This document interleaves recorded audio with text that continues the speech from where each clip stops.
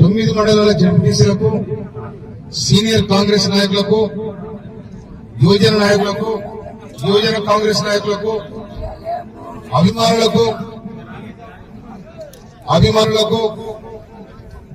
మీ అందరికి కూడా నూతన సంవత్సర సంక్రాంతి శుభాకాంక్షలు.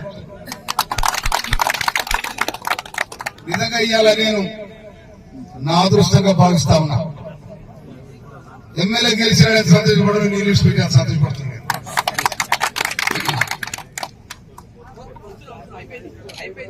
1947లో మనకు స్వాతంత్రం వచ్చినాడు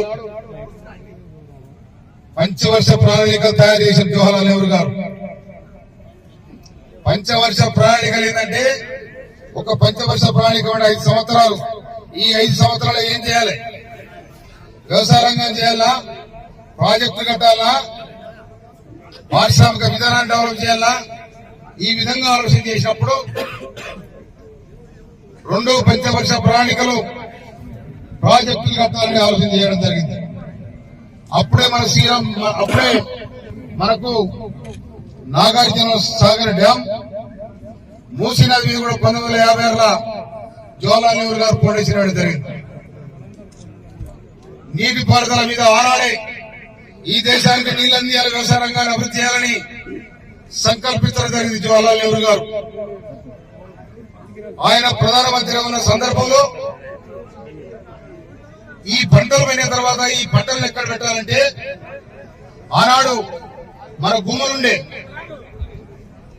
తర్వాత గరిసెలుండే, కానీ ఇట్లా కాదని చెప్పి 1958లో గోడౌన్ల సిస్టమ్ కూడా తీసుకురావడం జరిగింది నెహ్రూ గారు. కనుక ఆనాడు ఎస్ఆర్ఎస్ శ్రీరామ్ సాగర్ ప్రాజెక్టు కట్టి దాని ద్వారా మొదటి ఫేజ్ లో వరంగల్ జిల్లాను మొత్తం కూడా సస్యశ్యామలం చేయడం జరిగింది. సెకండ్ ఫేజ్ లో 1996లో ఆనాడున్న పార్లమెంట్ సభ్యులు, మిర్యాల కూడా పార్లమెంట్ సభ్యులు కామ్రేడ్ బిఎన్ రెడ్డి గారు పార్లమెంట్ లో సింహ గర్జన చేయడం జరిగింది. మా తుంగతోటి గోదావరి నీళ్ళు రావాలి, మీ వరంగల్కి వచ్చి ఆగిపోతా ఉన్నాయి అని చెప్పి వారు నినాదించడం జరిగింది పార్లమెంట్ లో.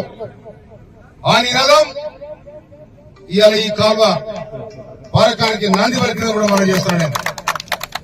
అదేవిధంగా కాంగ్రెస్ పార్టీ ఈ కాలువను కూడా చంద్రబాబు నాయుడు గారు ముఖ్యమంత్రి వర్యులు కాంగ్రెస్ పార్టీ అంత దూరం పోవడానికి కూడా ప్రయత్నం చేసింది. కనుక ఇలా దేశంలో ఎక్కడ నదులున్నా, ఎక్కడ డ్యాములున్నా అవన్నీ కూడా కాంగ్రెస్ పార్టీ నిర్మించేదని కూడా మనం చేస్తున్నాం. కొట్లాడి తెచ్చుకున్న తెలంగాణలో ఏం సాధించుకున్నాం? మనం కొట్లాడి తెచ్చుకున్న తెలంగాణలో ఏం సాధించినాం? కాళేశ్వరం కడితే నీళ్ళు కూడా కొట్టుకుపోతుంది కాళేశ్వరం. ఇది ఒక పెద్ద దుర్మార్గమైన వ్యవస్థ. విలాసాల కోసం తెలంగాణ రాలే, తెలంగాణ మన వీళ్ళ స్వప్నం. వేలాది మంది నేలవాలే సందర్భం అది. అందుకోసమనే ఇవాళ సోనియా గాంధీ తెలంగాణ ఇచ్చినారు. వారు కూడా ఆలోచన చేశారు. తెలంగాణలో ఎంతో మంది విద్యార్థులు బలిదానం అవుతా ఉన్నారు. తెలంగాణ ఇప్పుడే కాదు, అంతకుముందు కూడా తెలంగాణ కోసం ఎంతో మంది బలిదానం అయ్యారు. వీరుడు నేలకొయ్యారు. కనుక అమరత్వాన్ని కూడా మనం ఖచ్చితంగా వాళ్ళకి అందించాలని సోనియా గాంధీ గారు ఆలోచన చేసి మనకు తెలంగాణ ప్రత్యేక రాష్ట్రం ఇస్తే వీళ్ళు చేసిన పనేది ఒక్క చెరువు తవ్వలేదు, ఒక్క నది మీద ప్రాజెక్టు కట్టలేదు. ఆనాడు రాజశేఖర రెడ్డి గారు చేవెళ్ల ప్రాణహిత చేవెళ్ల ప్రాజెక్టు కడతానని డిజైన్ చేస్తే దాన్ని కాదని తీసుకొచ్చి ఇలా కాళేశ్వరం ప్రాజెక్టు అని కథలబడి మొత్తం కథం చేసిన ఇలా నిరలు బారినాయి. భారతదేశ ఆర్థిక వ్యవస్థను, భారతదేశ పారిశ్రామిక విధానాన్ని, భారతదేశ నీటి వనరుల సంకేతాన్ని కూడా మీరు సర్వనాశనం చేయడం జరిగింది. ఇవాళ చెప్తారు కేటీఆర్ ఈ అమలు ఎలా చేస్తారో చూస్తామంటారు. చూపిస్తారు, దానికి సమాధానం కూడా చెప్తారని చెప్తాను. మీలాగా పోగర్ మోడల్ చెప్పి పబ్బం కడుక్కోవడం కాదు ఇది. ఇవాళ కంపెనీలు కట్టింది కాంగ్రెస్ పార్టీ, కరెంట్ ఇచ్చింది కాంగ్రెస్ పార్టీ, కాలువల మీద కాంగ్రెస్ పార్టీ, బడుగు బలహీన వర్గాలను ఆదుకున్న పార్టీ కాంగ్రెస్ పార్టీ. ఇలా ఎస్సీ ఎస్టీ బీసీలకు కానీ రైతాంగాలు కానీ కాదుకున్న పార్టీ కాంగ్రెస్ పార్టీ. అందుకోసమనే మీరు చేసిన మోసాలకు, మీరు చేసిన నేతృత్వ పాలనకు ఇవాళ మన ముఖ్యమంత్రి రేవంత్ రెడ్డి గారు ఎల్బీ నగర్ లో ప్రమాణ స్వీకారం చేస్తుంటే ప్రగతి భవన్ ముందున్న గేట్లు ఆటంతలు అయ్యే ఉరికినాయి, ఉరికినాయి. అయ్యాడు పోతే జనము ప్రగతి భవన్ పోయింది. అది ప్రజాభవన్ అయింది, అది ప్రజాస్వామ్యం. ప్రజాస్వామ్యం రక్షించిన నాయకుడు ఇవాళ సోనియా గాంధీ గారి ఆదేశం ప్రకారం, రాహుల్ గాంధీ ఆదేశం ప్రకారం ఇవాళ రేవంత్ రెడ్డి గారి రాజ్యం నడుస్తా ఉంది, రేవంత్ రెడ్డి గారు పాలన నడుస్తా ఉంది. ఇవాళ 30 తారీఖు నాడు దెబ్బ తీసుకునే 3 తారీఖు నాడు ఫలాలైంది. మిత్రులారా, ప్రజాస్వామ్యానికి అంత బాగుంది. లేకపోతే నన్నెవడు గాలిస్తాడు, నిన్నెవడు గాలి గెలిచి నేను కథవైపోయి. అందుకోసం ప్రజాస్వామ్యబద్ధంగా రాజకీయ విలువలతో కూడుకున్న, ఆర్థిక సామాజిక విలువలతో కూడుకున్న రాష్ట్ర పరిపాలన చేయడానికి మన ముఖ్యమంత్రి రేవంత్ రెడ్డి గారు ఒక స్పష్టమైన అవగాహన మనం చేస్తున్నాను. నేను ఇంకొక మాట వాళ్ళు చెప్పింది ఇలా రేవంత్ రెడ్డి గారు ఒక సందేశం ఇచ్చింది. నీటిపారుదల శాఖ పాటు ఇక్కడ వ్యవసాయ రంగం కూడా అభివృద్ధి చెందాలని వారు కాలగట్టామని ప్రణాళిక తయారు చేస్తా ఉన్నారు.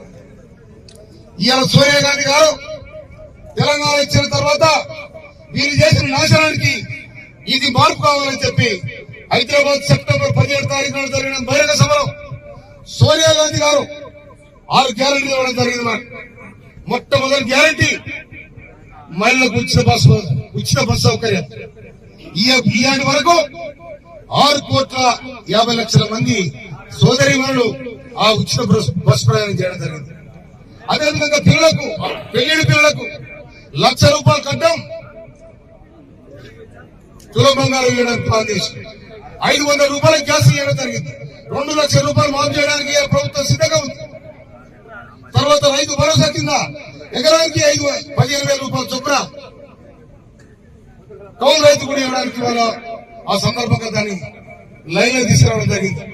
అదేవిధంగా రైతు కూలీలకు కూడా సంవత్సరానికి ₹12,000 ఇవ్వాలని ఆ ప్రణాళికలు పెట్టడం జరిగింది. మనం పండించిన పంటకు కింటాకు ₹500 చొప్పున బోనస్ ఇవ్వాలని చెప్పి ఇవాళ కర్ణాటక రాష్ట్రంలో, ఛత్తీస్గఢ్ లో ఇవాళ అది అమలవుతుంది. మన దగ్గర కూడా అమలవుతుంది, మనం చేస్తున్నాం. కనుక మీరు చేస్తున్న దుర్మార్గం ఒక్కొక్క జిల్లాకే అమ్ముకున్నారు వీళ్ళు. కనుక మనము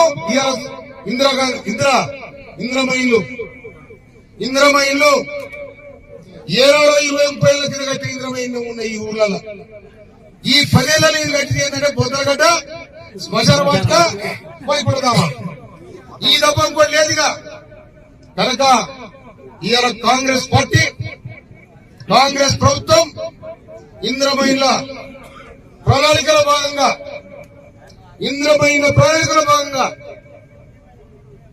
ఎస్సీ ఎస్టీలకైతే 6 లక్షలు, జర్రైజులు పట్టిన వాళ్ళకైతే 5 లక్షలు ఇచ్చి ఇల్లు కట్టించి నిర్మాణ గుడుకలు కల్పించాలని ఇవాళ సంకల్పించింది.